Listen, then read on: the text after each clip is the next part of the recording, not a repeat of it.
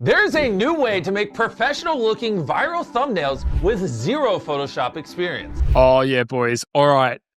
Some funny things have been happening in the creator industry, lads. Daddy Beast, as I like to call him, has Papa Jimmy goofed up. Old Jimmy Donaldson, MrBeast, released a new feature on his platform. Have you guys tried Viewstats? Have you seen Viewstats before? Yeah, I've tried that out. Let me bring this up for everyone. So essentially, it kind of one-shotted.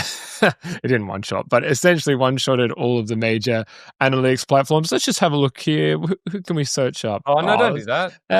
Here we go. We got, king grief. All right, here we go. So, Viewstats at its core. Oh, let's actually not look at that because I'm responsible for it. Let's move off of that. Ever since Zach took over, it's done really well. Let's say that. So, Viewstats is essentially a creator tool platform backed really hard by MrBeast. And they recently added a tool that lets you do AI thumbnails. Now, AI thumbnail platforms, we've been testing them a bunch, Daryl and I specifically. And it's not the craziest feature to add, in my opinion. However, it's the way in which they did it that was kind of spicy. So they released a video and it's taken down now, which is why we're looking at this video. Creating custom results from any channel to literally being able to put your face on a thumbnail. Because 80 grand a month and you can add any platform or any creator you like and get inspiration for your AI thumbnails. Now, 2 points quickly for me before I throw it to you boys. The first one is they don't actually look that good. We'll throw in some thumbnails what they look like. Even MrBeast's generated one doesn't look like MrBeast. But in the moment, he's like, it looks just like me. I was like, bro, it does not look just like you. To show you how simple this is, I'm going to take a photo of my face. Okay? I'm now going to hit face swap and take the thumbnail from this to this. And number two, they used a bunch of other creators and their brands and their logos to claim that it can just take all their stuff. You can type in any channel on all of YouTube and it will use it as inspiration for the thumbnail it's generating. Essentially, it was all of the creators' branding and logos and they freaked the heck out. For example, Jacksepticeye, what the actual F? He used my logo in the promotion for it too. I hate what this platform is turning into. FAI. Oh. So these are guys with big, Jacksepticeye he's up there, brother. He's not the biggest, but it's a cheeky 31 mil ain't too bad. It? Only 31 million? Yeah, come on, Jack. Come on, my peasants. So, boys, it's not the views that count, right? So it's not the subs. Subs are dead. It's like subs are dead. Subs are dead. Subs are dead, mate. So, I find this super interesting because there's a billion of these thumbnail tools out there. It's a hobby for me to test them. So it's my other day job. So what's so different about MrBeast associating with it? This is what I'm telling you boys. Why is this different and why are people so ticked off about it? Yeah, so MrBeast is the stalwart, the leader of YouTube. Creativity on YouTube, everything on YouTube. He's been copied a lot. He spends more than anyone getting a good thumbnail out there. And then him backing this is like saying every piece of work every thumbnail artist has ever done is ripe for the taking. You can take it. And it doesn't affect him if someone takes his brand. Everyone already does that anyway. But everybody else, people who spend hundreds of hours crafting their thumbs over time to make that accessible to take, without like all of the creative work that someone's done, without like paying someone to do the work, is an insane thing. And it's something that we've always obviously struggled with the idea of, is like, how much copying is okay? How much can you rely on like just plugging something in that someone else did and then benefiting from it? Because there is the opportunity to remix things. This isn't remixing things. This is just saying, I want to copy exactly what this is. And like, also, terrible idea. If you're thinking about doing this and just copying exactly without using your brain, it's a terrible idea because you're copying what they did, not why they did it. But yeah, I think it's pretty bad for him to come and do this, but it also makes a lot of sense only because the product subscription clearly wasn't sticking. It wasn't sticking enough. They were obviously losing customers to, you don't do thumbnail generation. I'm not using you. I'm going to use vidIQ or whatever it might be. Yeah. It's a tough space to be in because you are competing feature for feature against things if you want to get the money. My only perception of Viewstats from what I've seen so far is being subscribed to the mailing list and seeing the discounts and sales they've done is that the sales for the software weren't as good as they were expecting, being that MrBeast backed it. Yep. And this, I should just quickly add, he says in the video, this is my company. It's like he's just taking full. I think that's what was funny for me. It was the 120% ownership. This is my thing. I greenlit this. And I think that's why it's hurting the most for these other creators. It's like, bro, you didn't even just like look at the video or the things that you're saying, seeing like that's not your thing to say. This is the photo, by the way. Yeah.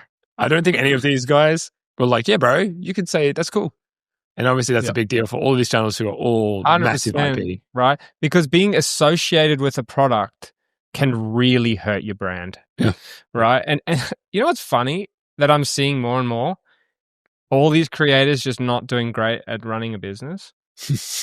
Right? No, like real talk. Like you watched MKH, whatever, all this MKBHD. launching his thing. And just absolutely getting tanked. And it's very funny, like we spoke about this, like everyone's different perceptions of what's a good product. Like obviously if you build products, you understand what's a good product, but then they go like, this is great. And like MrBeast going, this thumb's great. Like, what? Are you blind? You know what's a good thumbnail. Why are you saying that? Yeah. It doesn't make any sense. Like what? Like, are you just fully sold out? It's very dishonest knowing how much he spends on thumbnail generation and pixel perfecting things and changing things, which this can't do. Like, change this to slightly green, make the eyes a tiny bit. You can't do that. And he knows it's important for his videos and he's saying it's not important for you. It'll just the plebs down there, just take the copying thing.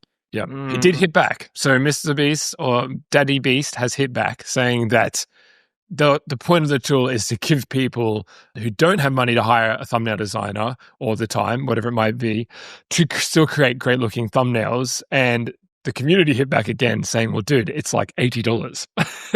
And so for someone who's starting on YouTube, it's pretty hard to justify way too much, a subscription like that for something that doesn't look great. And like you said, Daryl, doesn't actually match what he's been preaching this whole time, which recently on podcasts is find the right team, get the best designer you can get, everything you guys talk about.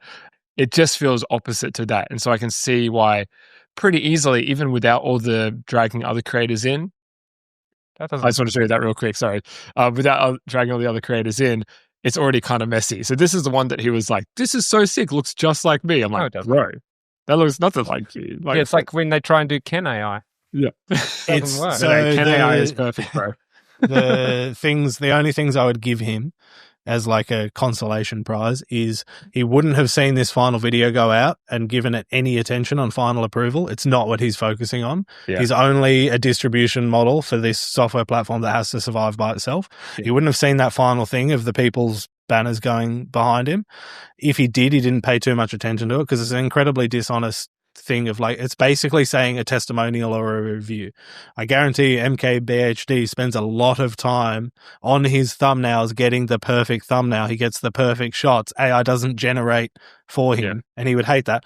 And you've said like, these people use it is really dishonest, but I don't think you would have seen it or paid too much attention to it. And exactly the same thing for that one that he just referred to. This looks exactly like me.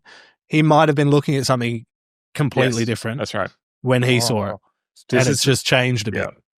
But this seems to be the stitch up with creator-led companies at this scale, right? It's when Beast Burger doesn't work, it's not Beast Burger, the company organization's problem, or even the ghost kitchen that was running it. They got like no one knows who they are. It gives an F. It's Jimmy who gets cooked. Correct. By it. It's about your brand. Yes. So this is when you sell out. You sell out, and it hurts your brand. You only get so many chances to sell out. You keep doing that, people go, nah. The next thing he launches, nah. Like, they did Feastables, they did Lunchables. Lunchables was a disaster. Yeah. Because in the end of the day, a good product isn't just its marketing. You can't just have great marketing. You actually have to have a great product. Yeah. And this is where you see the creators falling apart. They have a massive distribution, but they don't have great, like, I don't know what it is. Can you not see what's great and what's not great? Was it just swings? Or you just because like YouTube just upload. Trying to collect money. Because he's trying to fundraise for a company. Yeah. That needs to be longevity. And if you're going to just keep selling out, you're not actually going to ever get there. Yeah. So what is the thing? Like, because obviously he's tapped out. Like, He's going to tap out how much distribution and like you can get in YouTube, and people are going to get over that kind of content. It's going to run its course. It really is. So then where do you go from there? And that's what he's trying to see is like what business can I establish? I mean, Feastables seems to be okay because it's actually decent chocolate. Yeah. But yeah, I think he's just taking swings. But the problem is like every time he does that, he's just dropping the ball and creating backlash. And this is, okay, so this is what I'm going to ask you because like, just like YouTube, what we're doing, we're throwing spaghetti at the wall. It's kind of the inside joke. We're just throwing spaghetti, but that's so we can refine. But the reason we can do that is because we don't have 150 million people watching us throw spaghetti. So as you grow, he's trying to keep leveraging his brand, but in a business model that's just spaghetti. Because in some sense, I'm like, I get it. You know, spray and pray. You've got a bunch of money. You can start a bunch of businesses, just see which one lands. But every time you do, like you said, you're losing brand credibility. So it's this weird. You can do it in a different way too, though. I wouldn't say we're doing the same thing because we're not doing anything that would tarnish our brand. Like there's nothing, we're not talking about stuff that, we're talking about stuff that interests us. Yes. In the end of the day, right? So it's like, you mean you haven't seen my ads for this pen? You haven't been watching the CTAs, Ken? You should really review the videos. you should watch your videos. Yeah. But I think like you can start and find a product. We've seen this with school too. Yeah. Right? Hormozy took the pedal off the gas and then everyone's like, there's controversy. Yeah. But it's like, no, it's just they're just trying to find a new marketing tactic. Yes. So it's very dangerous for when you have that kind of promotion. As a business even as well. Like imagine if he got involved in a very big scandal, all the businesses that are associated with it already take a hit. We've seen this happen the so Musk much. effect. Yeah. Like Elon. Yeah. And like the stock prices of Tesla and stuff. He does something, says something weird, loses heaps of money. People start burning Teslas. And it's like, well, I don't want to buy a Tesla because someone can burn it. Yeah. So it's a dangerous place to be. It can be a very big pro and con. But the good news is for most of us, now we have a sick tool we can make thumbnails with, boys. Let's go. I just want to say, just to end the video, I have an inside joke with a bunch of my creative friends that this was the worst MrBeast thumbnail ever made. And it's so atrocious, but they use it as an example in this video. And I'm just like, I know they hate that. I can't tell if it's a meme, but it was memed hard on Twitter. So who knows what they're doing, dude? Who knows? Hopefully, good. Bye. How's it going, guys? A week ago, I launched an AI thumbnail tool to help small creators make better thumbnails, and I thought people were going to be pretty excited about it, but I definitely missed the mark. If you open up Twitter, you know what I'm talking about. And so I read all your guys' feedback, and I've been thinking a lot about it. And so we just enacted some changes that I think you guys will find positive. And so going forward, there is no AI thumbnail tool. Anyone from now on that signs up for Viewstats Pro, there will not be the AI thumbnail tool. It just doesn't exist. We pulled it down. And on top of that, I wanted to go one step further to really show artists out there that I care. If you go on viewstats.com under our more tools section, it will say hire thumbnail artists. And if you click that, it'll take you to a page of artist portfolios where you can commission